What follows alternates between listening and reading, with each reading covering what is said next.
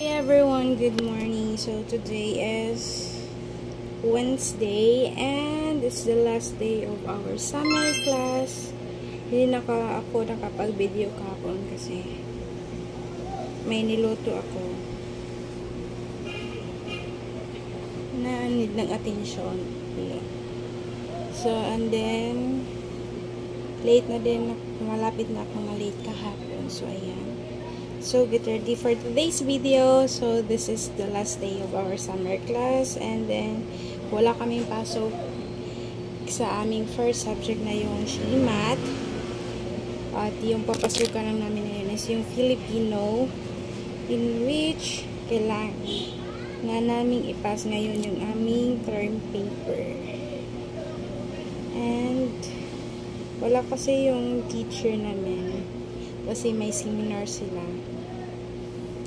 So, ayan.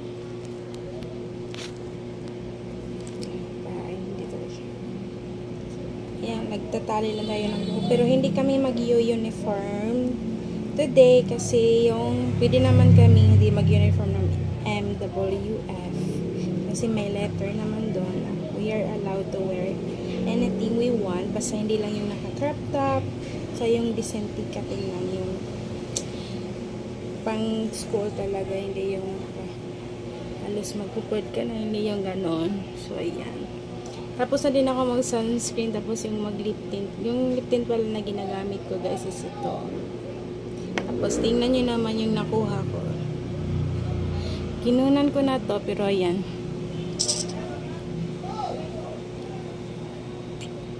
Ayan. May friend ako dito. Ngayon namin yung ipapas, tapos sabi sa amin ng teacher namin na pag may mga kailangan ni i-revise is ibabalik niya sa amin yung mga ginagawa namin term paper. So, ay, sana naman hindi mabalik yun sa amin, pero feeling ko para siyang mababalik kasi hindi kasi masyadong clear yung pagkasabi niyang instructions. And then, nalilito na din kami. And then, hindi din kami makapagtanong kasi wala nga sila ngayon. Hindi nila kami makapag-check kasi kahapon, after ng aming final exam, is wala sila.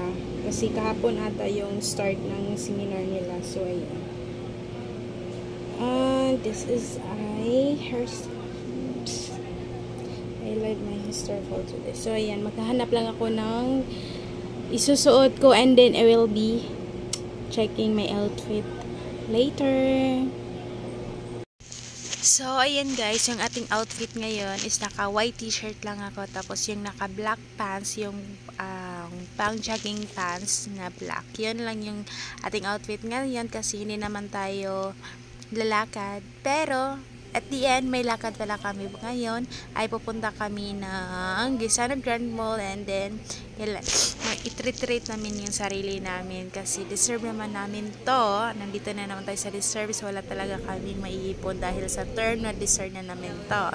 Talagang deserve naman talaga namin kasi natapos namin yung aming summer class and we are so happy about it. So, yung problema lang namin if ibabalik ba yung aming term paper na pinapasa ngayon o hindi. So, yun lang yung problema namin. So, ayan guys, sa makikita niya sa aming plato is super empty na talaga. Tapos yung aming mga soft drinks and water empty na din kasi around 3 o'clock na kami nakakain ng aming lunch and we are so very hungry. We are starving at that time. Kung alam nyo lang kung gaano kami kagutom. Tapos nag-linya pa kami, nag-wait pa kami ng ilang minuto para lang sa aming pagkain and we are so thankful na nakakain kami ngayon dito. At this time nga pala is para na din namin itong early celebration kasi ngayon lang din namin nalaman na yung dalawang kasama namin na sa Tipanisan at sa Lucia ay dance lister na naman. So, congratulations everyone, especially sa aming mga dance listers and sa mga awardees and also to my classmates na congratulations kasi nagawa natin na humakbang ulit yung sa ating second year, natapos natin yung second year, tapos yung summer class. Yung problemahin naman natin is yung ating third year, sana makapasa tayo. So, looking forward for the bright future, everyone. So, yun lang. Yung kasama ko pauwi na lang ay si Mira na lang. Wala na si Ate Lucia at si Ate Panisan kasi nagkanya-kanya na kami kasi hindi kami the same ng uuwian. So, yun lang guys. Thank you for watching. See you on my next video. Bye!